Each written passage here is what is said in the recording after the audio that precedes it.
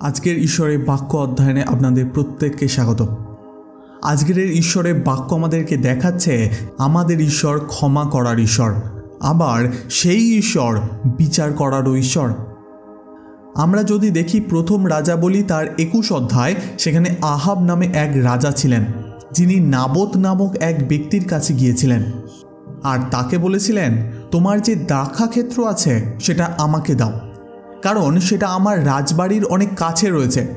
যদি তুমি ওই জায়গা আমাকে দিয়ে দাও তাহলে তার জন্য আমি তোমাকে এক উত্তম দ্রাক্ষাক্ষেত্র দেব, তা না হলে তার বদলে সেটার যে অর্থ হয় সেটাকে তুমি নিয়ে নাও। কিন্তু নাবত সেটাকে মানা করে দিয়েছিল। সে বলেছিল, সেটা আমার পূর্বপুরুষের জমি, আমি তোমাকে দেব না। এই কথা শুনে আহাব রাজার অভিমান হয়, সে দুঃখিত হয়, সে নিরাশ হয়ে যায়। সে যখন নিজের ঘরে চলে গিয়েছে, তার স্ত্রী ইজেবেল তাকে দেখলেন যে সে নিরাশ রয়েছে, সে উদাস হয়ে রয়েছে। তখন সে তাকে জিজ্ঞাসা করলো, তুমি কেন এত দুঃখিত রয়েছ, তুমি কেন এত উদাস হয়ে রয়েছ? সে বলল, আমি নবতের কাছে গিয়েছিলাম তার কাছে সেই জায়গাকে নেওয়ার জন্য, কিন্তু সে আমাকে বারণ করে দিল।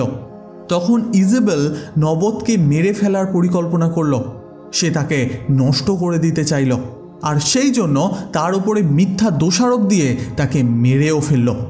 যখন সে মারা গেল তখন আহাব রাজা তার সেই জায়গাকে কবজা করে নিল, দখল করে নিল। সে নিজের অধিকারে সেই জায়গাকে নিয়ে নিল। আমরা এখানে দেখতে পাই যে একটা পরিবারের সাথে অন্যায় হচ্ছে, আর তার সাহায্য করার জন্য তার পাশে কেউ দাঁড়িয়ে নেই। কারণ কে রাজার বিরুদ্ধে কথা বলবে, কে রাজার বিরুদ্ধে দাঁড়াবে? এমন করার মতো কেউ ছিল না। এই নবদের সাথে অন্যায় হচ্ছিল, কিন্তু কে তার হয়ে কথা বলবে? আমরা জানি আমাদের ঈশ্বর ন্যায় করার ঈশ্বর, সঠিক বিচার করার ঈশ্বর। যে কেউ ঈশ্বরের ওপর ভরসা রাখে, ঈশ্বর তার জন্য ন্যায় বিচার করে। সেই কারণের জন্য ঈশ্বরের বাক্য এলিয়ার কাছে এসে পৌঁছালো। ঈশ্বর এলিয়াকে বললেন, তুমি রাজার কাছে যাও এবং বলো যে তুমি যতটা খারাপ কাজ নবতের সাথে করেছ, তার থেকেও অধিক গুণে খারাপ তোমার ও তোমার পরিবারের সাথে হবে। এই কথা শুনে আহাব ভয় পেয়ে যায় এবং সেই কাজের জন্য সে দুঃখিত হয়, আর সে নিজের কাপড়কে ছিঁড়ে ফেলে গায়ে চট বেঁধে উপবাস করতে থাকে। সে ঈশ্বরের সামনে নিজেকে দীন এবং নম্র করে, আর তারপর ঈশ্বরের বাক্য আবার এলিয়ার কাছে এসে পৌঁছায়। আমরা যদি দেখি প্রথম রাজাবলী 21 অধ্যায় 28 থেকে 29 পদ, সেখানে লেখা রয়েছে, পরে তিশবীয় এলিয়ের কাছে সদাপ্রভুর বাক্য উপস্থিত হইল। আহাব আমার সাক্ষাতে আপনাকে নত করিয়াছে, ইহা কি তুমি দেখিতেছ? সে আমার সাক্ষাতে আপনাকে অবনত করিয়াছে, এই জন্য আমি তাহার জীবনকালে এই অমঙ্গল ঘটাইব না, কিন্তু তাহার পুত্রের জীবনকালে তাহার কুলের উপরে সেই অমঙ্গল উপস্থিত করিব। এখানে ঈশ্বরের বাক্য এলিয়ের কাছে এসে পৌঁছায়, আর তিনি বলেন, তুমি কি দেখেছ এলিও?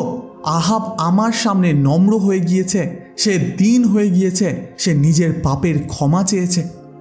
আমরা এখানে ঈশ্বরের চরিত্রকে দেখতে পাই যে আমাদের ঈশ্বর ক্ষমা করার ঈশ্বর, ন্যায় করার ঈশ্বর। ঈশ্বর ন্যায় করার জন্য এলিয়াকে রাজার কাছে পাঠিয়েছিল, আর ঈশ্বর ন্যায়ও করেছিলেন। কিন্তু আমাদের ঈশ্বর দয়ালু ঈশ্বর, ক্ষমা করার ঈশ্বর। আমরা এখানে দেখতে পাই যখন আহাব নিজেকে ঈশ্বরের সামনে নম্র করেছিলেন, উপবাস করেছিলেন, অন্যভাবে বললে সে যখন নিজের ভুলকে মেনে নিয়েছিল, সে যখন ক্ষমা চেয়েছিল, তখন ঈশ্বর তাকে ক্ষমাও করেছিলেন। তিনি বলেছিলেন, আমি এই সমস্ত বিপত্তি তোমার উপরে নিয়ে আসবো না, কিন্তু তোমার পুত্রের সময় সেই সমস্ত বিপত্তিগুলোকে নিয়ে আসব। বন্ধুরা, ঈশ্বরের উপরে বিশ্বাস রাখুন, সে ন্যায় করার ঈশ্বর। সে আপনার সাথে অন্যায়কে হতে দেবে না। যদি আপনি মনে করেন যে আপনার সাথে কেউ দাঁড়িয়ে নেই, আপনার পক্ষ থেকে লড়াই করার কেউ নেই, তাহলে আমি আপনাদেরকে বলতে চাই, ঈশ্বর রয়েছে যে আপনার হয়ে লড়াই করবে। ঈশ্বর রয়েছে, সে আপনার জন্য ন্যায় করবে, এবং ঈশ্বরই আমাদেরকে ক্ষমা করেন। হতে পারে আপনি ভুল কাজ করে ফেলেছেন, কিন্তু যদি আপনি ঈশ্বরের সামনে আহাব রাজার মতো নিজেকে নম্র, নিজেকে দীন করেন, যদি নিজের দোষকে স্বীকার করে নেন, তাহলে আপনার ঈশ্বর প্রভু যীশু খ্রিস্ট আপনাকে আপনার পাপ থেকে মুক্ত করবে, সে আপনাকে ক্ষমা করবে।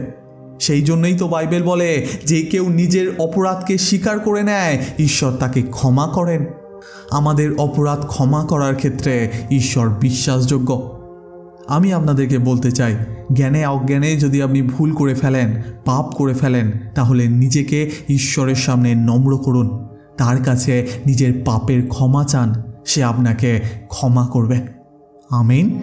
ঈশ্বর এই বাক্যের মাধ্যমে আপনাদের প্রত্যেককে আশীর্বাদ করুক।